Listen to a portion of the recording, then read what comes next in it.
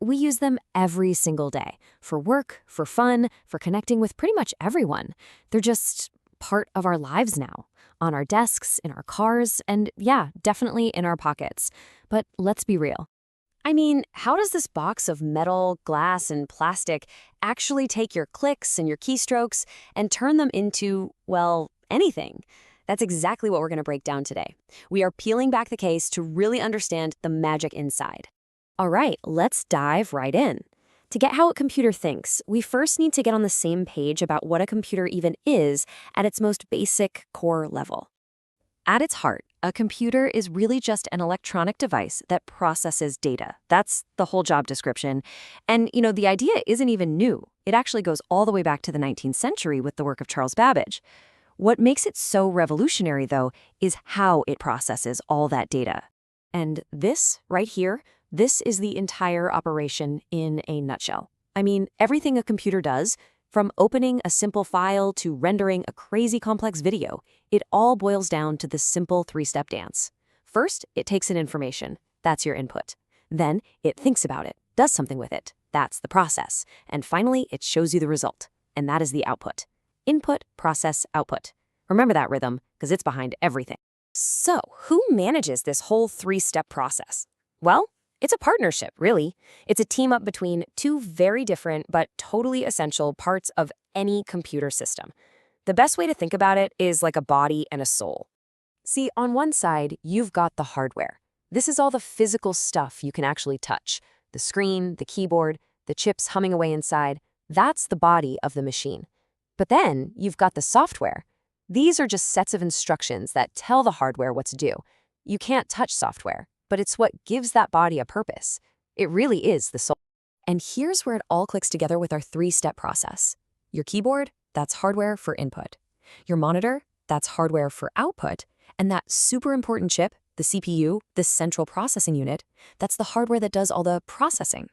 Then the software comes in. You have system software like Windows managing the whole show, and then application software like Office, which tells all that hardware to do specific things for you. Now, we keep talking about that one piece of hardware that does all the thinking, so let's zoom in a little bit. Let's look inside the computer's brain, the CPU. So the CPU, the central processing unit, is the absolute command center of the whole operation. If the software is the soul, then the CPU is, without a doubt, the brain. Every single instruction, every single calculation, it all has to flow through this one critical little chip. But even the brain has specialized departments. First, there's the arithmetic logic unit, or ALU. Think of this as the super fast calculator part of the brain. It handles all the math, all the logic. Then you have the control unit, or CU. This is the director, the project manager. It grabs the instructions from the software and coordinates all the different parts to make sure everything happens exactly when it's supposed to. Of course, a brain is pretty useless without a memory, right? Well, computers have two main types. There's primary memory, like RAM and ROM. This is its short-term active workspace. It's for the stuff it's working on right now. Then there's secondary memory, like a hard drive. That's its long-term storage. It's the giant filing cabinet where it keeps everything it's not using at this very second. Okay, so now we know what a computer is and the basic parts that make it tick. But why is it so powerful? What are its actual superpowers that have let it completely change our world? Well, first, and this one's pretty obvious, is its incredible speed. A modern computer can rip through millions, even billions of calculations in a single second. I mean, a task that would take a person an entire lifetime, it can do in the blink of an eye. It's just wild. And it does it all with perfect accuracy. A computer doesn't make typos. It doesn't get a math problem wrong. As long as the data you give it and the instructions are correct, the result is going to be 100% correct every single time. Next up is its just massive capacity for storage. The ability to store and instantly pull up huge libraries of information is a total game changer. We're now casually talking about terabytes of storage. To put that in perspective, a single terabyte can hold something like 250,000 photos. It is a mind-boggling amount of data. And finally, there's diligence. A computer can do the same repetitive task a million times in a row, and it'll do it with the exact same speed and accuracy from start to finish. It never gets tired, it never gets bored, and its quality just doesn't dip. Now, these superpowers didn't just pop into existence overnight. Oh no, they were built over decades and decades of innovation. So now that we get the modern machine, let's take a quick look back at its family history. The story of computing is really a story of getting smaller and smaller. The first computers used these massive, super hot, power-hungry vacuum tubes.